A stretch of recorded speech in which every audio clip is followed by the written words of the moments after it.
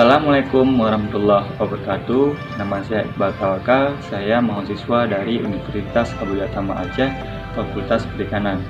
Tujuan saya membuat video ini untuk memenuhi mata kuliah biokimia yang dibimbing langsung oleh Ibu Bia Handayani SSI MT. Di sini saya akan menjelaskan tentang sistem pencernaan pada manusia. Sistem pencernaan manusia. Adapun makanan yang kita makan akan mengalami 3 tahapan untuk dicerna menjadi nutrisi bagi tubuh. Urutannya adalah demikian, dimulai dari mulut, kemudian masuk ke lambung, dan pada akhirnya masuk ke usus, di mana pada ketiga tempat tersebut pencernaan atau pengubahan makromolekulur menjadi senyawa sederhana terjadi. Mulut adalah pintu masuk makanan. Di dalam mulut terdapat lidah, rongga mulut, kelenjar ludah, dan gigi. Jadi fungsi mulut yaitu menghancurkan makanan, mencerna makanan, mengecap rasa makanan, dan membantu menelan makanan. Di dalam mulut terjadi pencernaan mekanis dengan gigi dan lidah, dan pencernaan kimiawi dengan saliva yang mengandung enzim pitialin. Lidah dan gigi berfungsi untuk mengunyah atau menghancurkan makanan. Lidah dan pipi bekerja sama untuk menggerakkan makanan antara gigi sehingga bisa dikunyah. Lidah menekan makanan yang hancur ke langit-langit dan menggerakkan bolus ke tenggorokan. Kelenjar saliva pada manusia menghasilkan enzim pitialin dan musin. Enzim pitialin dihasilkan oleh kelenjar sebagai berikut: kelenjar lingualis yang terletak di bawah lidah, kelenjar parotis yang terletak di bawah telinga, dan kelenjar subminglari yang terletak di bawah sisi kedua tulang rahang.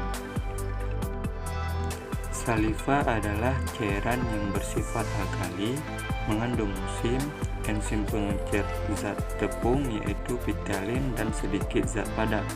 Fungsi saliva bekerja secara fisik dan secara kimiawi. Kerja fisiknya adalah membasahi mulut, melincirkan makanan agar mudah ditelan. Dengan hal tersebut, saliva melakukan beberapa unsur sehingga memudahkan reaksi kimianya. Selanjutnya, makanan yang kita makan akan melalui kerongkongan atau esofagus. Kerongkongan adalah tabung berotot yang dilalui sewaktu makanan mengalir dari bagian mulut ke dalam lambung. Makanan berjalan melalui esofagus dengan menggunakan proses peristaltik. Gerakan peristaltik adalah gerakan menelan makanan yang bisa terjadi karena adanya kontraksi dari esofagus atau kerongkongan. Selanjutnya, makanan tersebut akan mengalir ke lambung. Di dalam lambung, makanan akan dihancurkan dan dihaluskan. Pencernaan protein berawal dari dalam lambung. Di dalam lambung terdapat getah cerna HCl, pepsin, renin, lipase, dan asam klorida. HCl berfungsi sebagai desinfektan atau pembunuh kuman yang mengubah pepsinogen menjadi pepsin. Fungsi lain dari asam lambung adalah untuk membantu penyerapan air, protein, dan pepsin.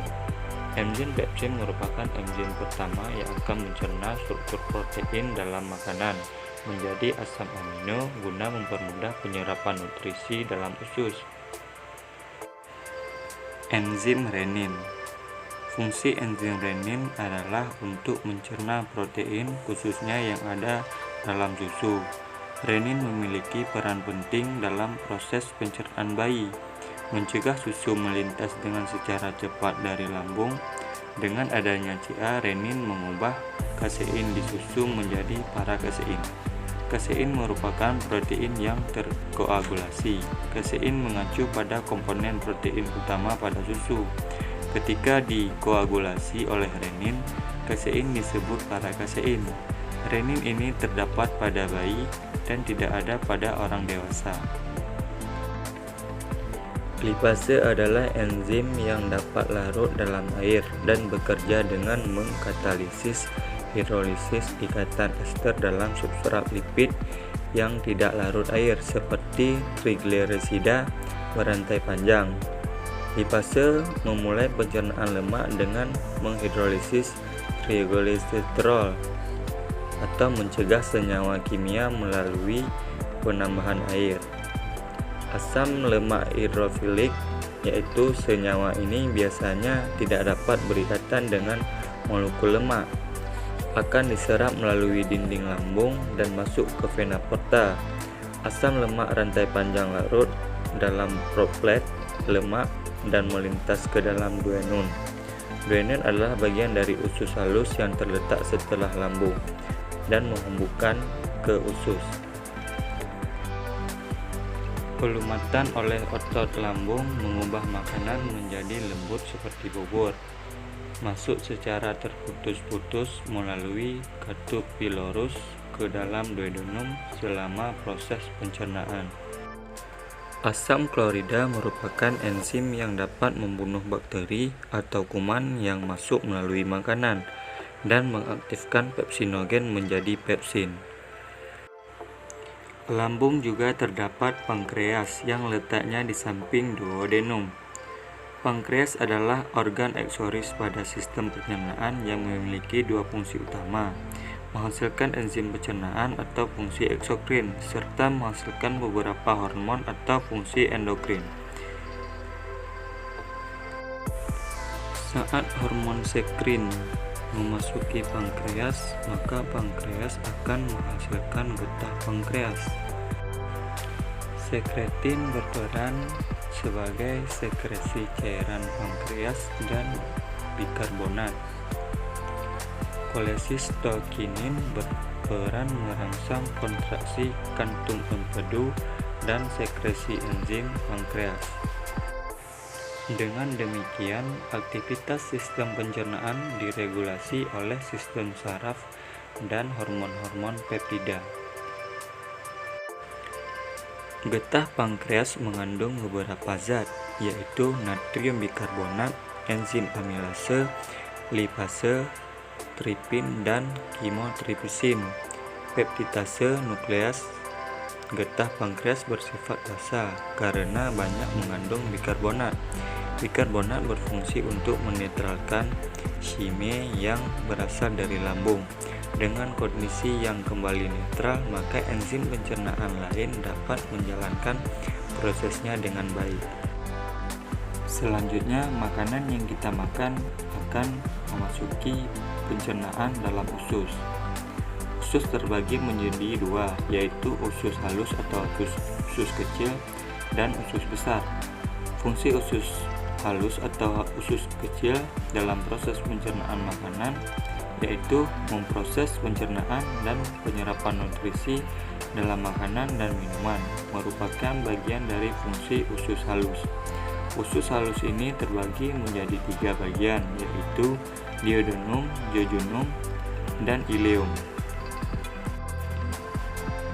Duodenum adalah bagian dari usus halus yang terletak setelah lambung dan menghubungkannya ke usus kosong atau jejunum dengan panjang antara 25 sampai 38 cm. Bagian usus 12 jari merupakan bagian terpendek dari usus halus. Jejunum adalah bagian kedua dari usus halus di antara usus 12 jari atau yang dimaksud duodenum. Dan usus penyerapan atau ileum. Pada manusia dewasa, panjang seluruh usus halus antara 2 sampai 8 meter atau 1 sampai 2 meter adalah bagian usus kosong. Ileum adalah usus penyerapan. Bagian terakhir dari usus halus pada sistem pencernaan manusia yaitu usus penyerapan, memiliki panjang sekitar 2 sampai 4 meter dan terletak setelah duodenum dan jejunum. Sebagian besar proses pencernaan dan penyerapan nutrisi makanan terjadi dalam usus halus. Makanan yang sudah dicerna oleh usus halus belum sepenuhnya habis. Tahapan selanjutnya, makanan tersebut akan menuju ke usus besar, di mana pada usus besar akan mengalami penyerapan air dan gizi untuk mendapatkan feses. Usus menerima makanan yang mudah dicerna dan menyerap protein dan karbohidrat. Dalam usus terdapat enzim yang disebut maltase, sukrase, dan laktase. Masing-masing mampu mengubah jenis gula tertentu menjadi glukosa. Enzim sukrase. Enzim sukrase ini diproduksi oleh usus halus untuk memecah sukrosa menjadi gula sederhana seperti fruktosa dan glukosa. Enzim maltase. Enzim ini berfungsi untuk memecah maltosa menjadi glukosa. Dan enzim laktase. Enzim laktase ini berfungsi memecah laktosa menjadi glukosa dan galaktosa. Setelah melalui usus halus, makanan yang kita makan akan memasuki usus besar, di mana di usus besar ini akan menyerap nutrisi dan air dari makanan dan minuman yang kita konsumsi, mengelola sisa makanan dan minuman dengan bantuan bakteri baik di dalam usus. Bakteri ini juga memiliki fungsi lain seperti mensintesis berbagai vitamin dan melindungi usus dari bakteri berbahaya yang dapat menyebabkan penyakit. Di usus besar juga membentuk atau mengubah feses dari cairan menjadi padat, menyerap zat berbentuk cairan. Hampir semua zat berbentuk cairan yang tersisa pada proses pencernaan akan diserap di usus kecil. Namun, sisa cairan yang masih terdapat pada makanan yang telah dicerna akan diserap kembali oleh usus besar. Enzim pada usus besar juga sama pada usus halus seperti sukrase, maltase, dan laktase. Usus besar merupakan organ pada sistem pencernaan yang merupakan lanjutan dari usus halus. Apabila direntangkan, panjang usus besar bisa mencapai 1,5 sampai 2 meter. Usus besar memiliki struktur dinding yang sejenis dengan usus halus. Usus besar terdiri dari 4 bagian, yaitu cecum, kolon, rektum, dan anus. Cecum merupakan bagian usus besar berbentuk seperti kantong yang menghubungkan ileum atau bagian akhir dari usus kecil dengan kolon. Kolon merupakan bagian usus besar yang paling panjang dan terbagi menjadi 4 bagian. Kolon esen terletak di bagian kanan di dalam rongga perut. Kolon transversum melintang dari kanan ke kiri di bagian atas rongga perut. Kolon descendens terletak di bagian kiri rongga perut.